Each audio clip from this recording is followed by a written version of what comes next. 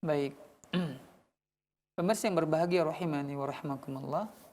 Ya mungkin saya sedikit menambahkan pertanyaan sebelumnya. Tadi pertanyaan mengenai biaya ya pengadilan.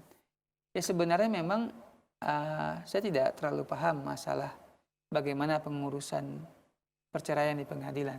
Tapi memang setahu saya sedikit yang saya dapati informasinya memang ada biaya yang dikeluarkan ketika kita mengurus.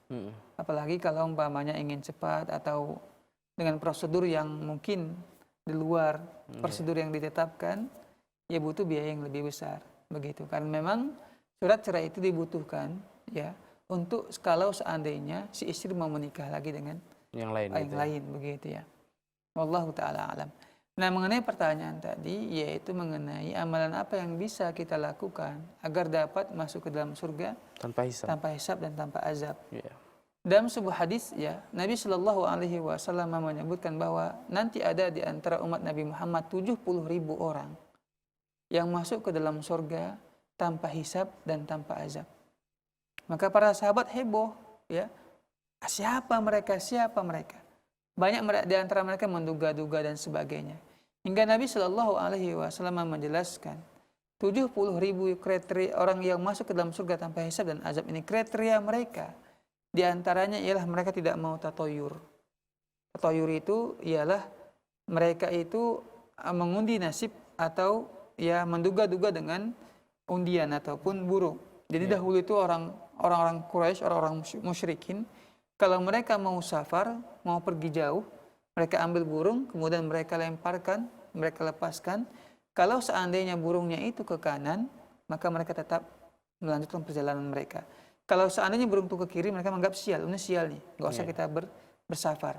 Nggak jadi mereka untuk pergi jauh. Nah, yang beginian haram dalam agama kita.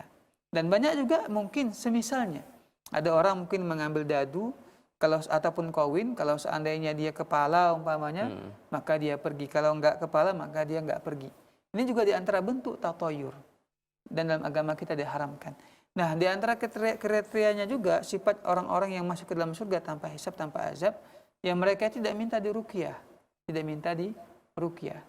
Kalau seandainya orang yang meruqyah, bagus. Ruqyah itu kan banyak ya, dengan membaca Al-Quran ataupun doa. Ya. Dan juga Nabi menyebutkan mereka selalu bertawakal kepada Allah Subhanahu wa taala. Mereka berserah diri kepada Allah. Mereka kembalikan segala urusan mereka kepada Allah Subhanahu wa taala.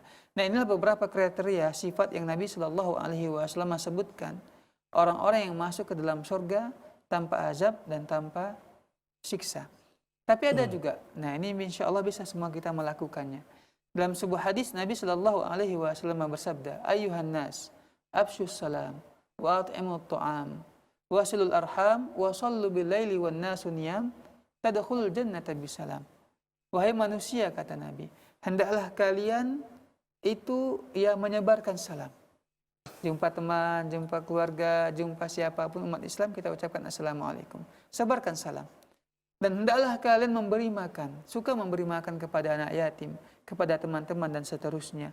Kemudian juga hendaklah kalian ya menyambung tali silaturahmi, sering mengunjungi, berbuat baik kepada orang tua, abang, kakak, paman dan seterusnya. Dan hendaklah kalian sholat malam kalian jaga ketika manusia itu terlelap tidur. Pasti kalian masuk ke dalam surga dengan selamat. Dengan selamat di sini, para ulama kita mensyarahnya, menjelaskan maknanya ialah masuk ke dalam surga tanpa azab, tanpa singgah ke neraka, langsung dia masuk ke dalam surga. Masya Allah. Maka ini mungkin bisa kita mengamalkannya. Kalau kita memang mau masuk ke dalam surga tanpa masuk ke neraka terlebih dahulu, tanpa disiksa terlebih dahulu, maka diantaranya 4 amal ini yang kita jaga. Wallahu ta'ala alam.